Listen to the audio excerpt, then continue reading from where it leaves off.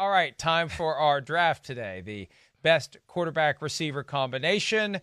Trivia question goes to Chris. Patrick Mahomes did not join the 500-yard passing club this past weekend. Which quarterback did join that club this season? This season? This season. Man, who am I missing this year that joined it this season? Hold on, I'm looking at teams here. Barely joined the club this season. Man, I'm going to go with... Did Dak Prescott get 500? You're looking down at the screen. I swear I'm not. Look, I got it right here. I'm just looking at standings right here. See that? Wait a minute. They were a little quick with the horns because he didn't say final answer. He just said, "Did Dak Prescott get 500?" And they hit the horns. Control room being way to go, Nicole in the control room. That she's from Jersey. Right. She knows, she knows how to do this. She knows Jersey. Week 4, together. Cleveland game, a loss, 500 yards in a loss. Dak Prescott 502. So, 10 active quarterbacks are in the 500 club. Tom Brady, Ben Roethlisberger, Drew Brees, Phillip Rivers, Matt Ryan, Matthew Stafford, Derek Carr, Jared Goff, and Matt Schaub, who almost made it twice. He had 497 once to go with his 500-yard game. You get the first pick. Best quarterback-receiver connection currently in the NFL, Chris. Well, I'm going with the most. I mean, I don't care what happened last weekend or not. This is the one I've always think that. I think this is the best receiver in football. And I'm going with Hill and Mahomes. Tyreek Hill, Patrick Mahomes. You give me my first choice, I'm taking those two. Not that Tyreek Hill will fit with any quarterback, but he fits perfectly with this guy. I know that. And with all that he brings to the table, not just his ability to beat people deep, but, the speed sweeps, those stuff, all those things he does, it's special. Defenses have to reorganize how they want to play when you play him. And when they connect, it's for touchdowns. I like that. That, to me, there's a big difference between a guy who's got a lot of yards and stuff, and it's 3 or 4 touchdowns between a guy and then another guy who's got, a lot of yards, maybe not as much yards as the other, but he's got 10, 11, 12 more touchdowns. He's making a lot more big plays that are influencing his team win, and I think Tyreek does that in a big way. So, in other words, you like guys who didn't get tackled.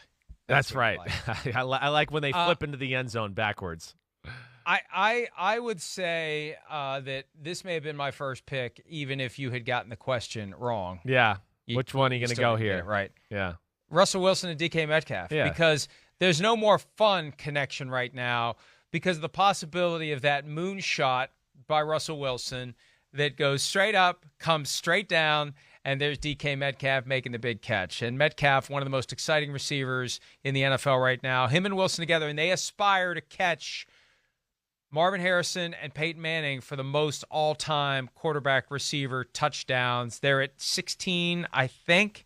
They have like 100 to go, but maybe they'll get there. Yeah, well, maybe they will, and it is special. I mean, there's no denying that. I mean, it's awesome. It's right up there in that conversation. So I understand you maybe wanting to pick that first over Mahomes and Hill.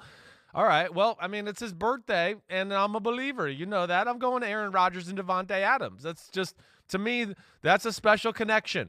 Davante Adams, I know I'm a little lower on how I look at him as a receiver overall. Yeah, I don't think he's one of the 3 or 4 best receivers, top 5 receivers in football. I didn't have him in my top 10, as you know. I was wrong. He should be in my top 10. I don't think he's top 5, but the way he fits with Rodgers in that offense is special.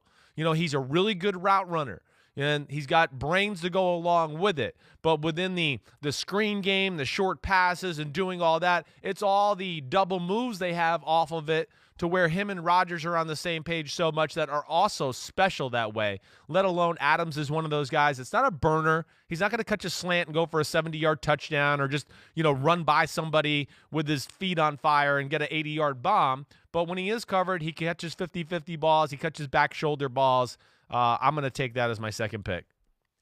Even though the Arizona Cardinals have fallen on rough times since the Hail Murray, that connection in and of itself is sufficient to put DeAndre Hopkins and Kyler Murray onto this list. That's my next pick. And, from the get-go, it was an immediate connection without the benefit of an offseason program.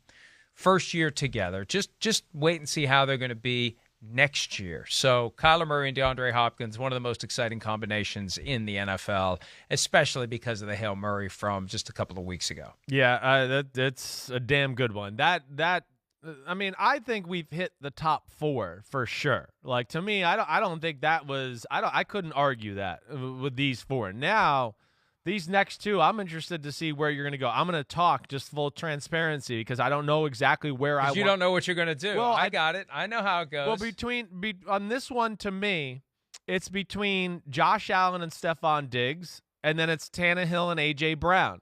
I mean, when Tannehill and A.J. Brown throw the ball, it's touchdowns almost every time. Diggs and Allen is special, too. I'm going to go with Tannehill and A.J. Brown right now. As much as I love my boy, I know. Wow. But it's just the amount of big plays they make, and I guess the way A.J. Brown is playing right now. And what is it, like 8 touchdown catches in the last 8 games or something like that?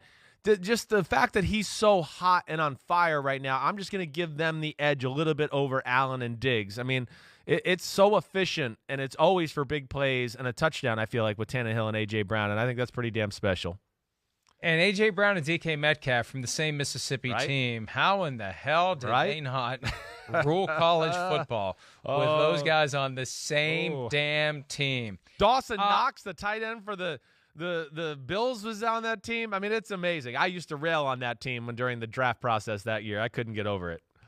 I'm going to go with one that I'm not surprised you didn't go this way because it involves your number 11 quarterback currently. But how can we overlook Matt Ryan and Julio Jones? I know. It's not even a thought, not even a consideration. No. You were going to go Josh Allen and Stephon Diggs. No, you're right. I mean, they've done too much over the years. We cannot overlook the fact. And they just, even though Julio Jones has been injured, I don't even think he played last week. Thank you. Just pick Josh Allen and Diggs then, because the years doesn't matter. We're talking about this year, to me right it does. now. Listen.